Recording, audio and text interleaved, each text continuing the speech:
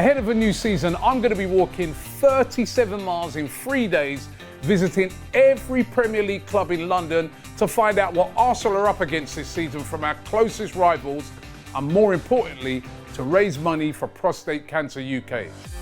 Sponsor me and save lives. Keep on my channels for more and watch this space. Welcome along to AFTV Transfer Daily, the show that keeps you up to date with players that have been linked with a summer transfer move to Arsenal. Hi and welcome along to AFTV Transfer Daily, the show that keeps you up to date with players that have been linked with a summer transfer move to Arsenal. We're here at the beautiful Emirates Stadium in the beautiful sunshine today. Really hot day here today in England. And of course, there was a game here yesterday, 60,000 fans in here, packed to the rafters. Absolutely brilliant. Which other team does that? You know, sells out friendlies, 2 friendlies in a week. This is why Arsenal's such a big club, right? So big up to Arsenal for that. And it was another good performance by Arsenal, winning by 2-0 against Lyon. You know, really sort of easy, standard win.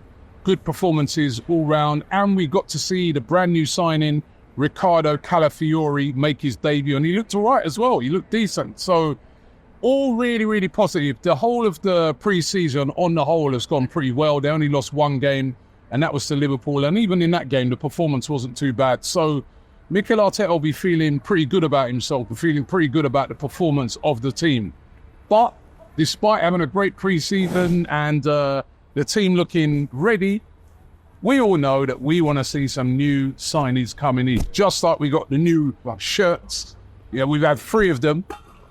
3 new shirts, only 1 new signing. We want more, right? And very significantly yesterday, it was really interesting that Eddie Nketiah didn't feature in that game yesterday. He was on the bench, but didn't come on for Arsenal.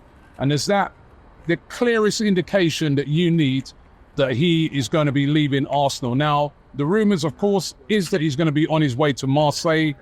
Although there was also rumours flying around today that Marseille don't want to budge on the price. They're still saying that they don't want to go as high as what Arsenal are wanting. A couple of days ago, we heard that a compromise had been reached.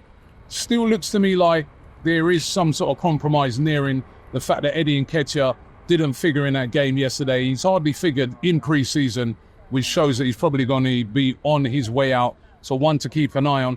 Another player who didn't feature yesterday and hasn't featured in any of the pre-season games is Aaron Ramsdale. Again, for me, a big indication that it looks like he is on his way out. Now, where is he going to go?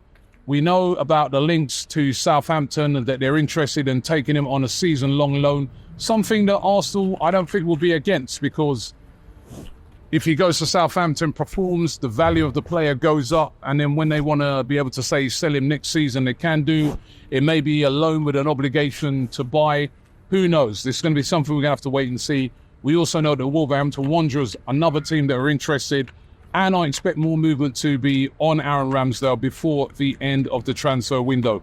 But interesting, as I said, that in both of the games since, you know, him and Raya came back, because remember, they were both parts of the squads that got to the Euros final, so they were both late back for Arsenal. Really interesting that Raya played both games and Aaron Ramsdale didn't play any. Now, what about Mikel Merino?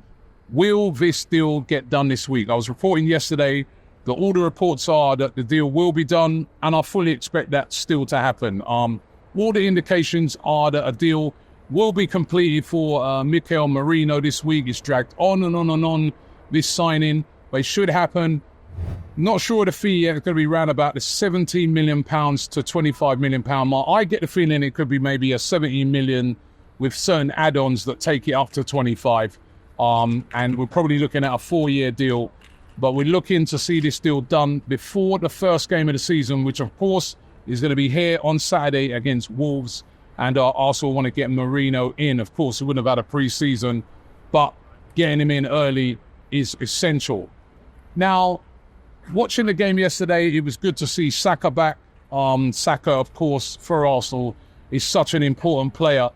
But what about if anything happens to him? The question we ask week in, week out. Now, we know that Arsenal are on the lookout for somebody who can come in and cover on that right-hand side.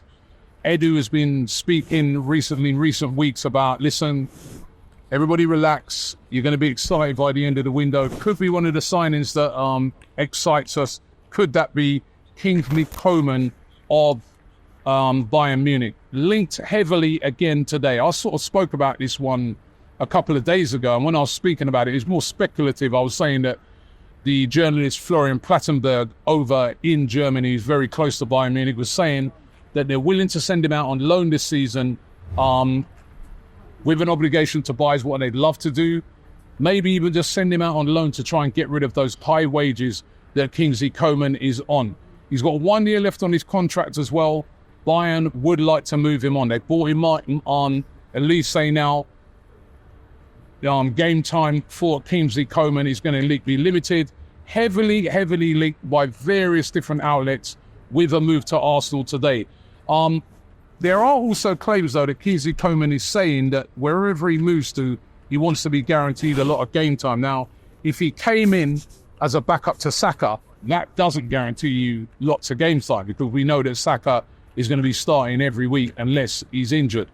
But we know he can also play on that left-hand side as well. So the Kingsley Coman one's going to be interesting, especially if it's a loan deal. Could be a cheap option for Arsenal to bring in cover for Saka. Now, the other interesting one is Victor Osimhen. Now, he's been linked all summer with Arsenal, with PSG, with Chelsea, with various clubs. Interesting yesterday that he put in a transfer request, and that was widely reported over there in Italy, that, you know, and it was Napoli that were putting it out there. He's put in a transfer request. He wants to leave the club. Napoli have been playing hardball, trying to stick with this £110 million release clause, which there's no way they're going to get that. They're going to have to compromise on the price. But what will that price be? But Victor Osimhen has apparently put in, a transfer request and wants to leave the club. So let's watch this space on this one. It was interesting when I was asking a lot of fans here yesterday if they take Osimhen. It was really mixed. But he does have a fantastic goal-scoring record. And remember, a couple of seasons ago, it was his goals that, led Napoli to their first Scudetto in over 25 years. Now, this is another interesting link. Simon Adingra of Brighton. We've had a few players from Brighton now. Remember, Ben White was from Brighton, and he's turned out to be a great signing. We took Trossard from Brighton, another fantastic signing. Are Arsenal about to get Simon Adingra? Adingra, a really talented player, Ivory Coast international, played in AFCON, was really, really good in that. Still only 22. Rapid pace, exciting player. Another one of these excellently scouted players that Brighton have picked up. Now, according to the ITK Team News and Ticks, he says that Arsenal are interested in signing Simon Adingra. He's valued at around about £30 million, according to Transfer Market. I get the feeling that Brighton, if they did let him go, would want more money than that. They've been looking for a higher fee. But, one thing I know, when you speak to the people around Brighton, they say that they admit that they know that certain players, they have to end up selling. Could Simon Adingra be a potential, player that could come in and be that backup to Saka? He's a right winger, as I said, really talented. The sort of player that if he made that move, he's not going to be moaning that, he's playing second fiddle to Saka. Will be able to learn his trade and come through, and would be an effective player to bring off the bench if there's ever, any sort of problems with where Saka's not performing in a game.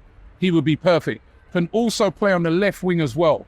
So one to watch, that one, Simon Adingra, a very, very good player indeed. Very, very talented. As I said, a prospect still. He had a good season at Brighton, but there's still a way for him to go. But interesting, Simon Adingra linked with a move to Arsenal. So those are the links today. Remember, there are only a couple of weeks left to go before the transfer window closes on the 30th of August. So Arsenal have to start getting busy now, and the season starting on Saturday.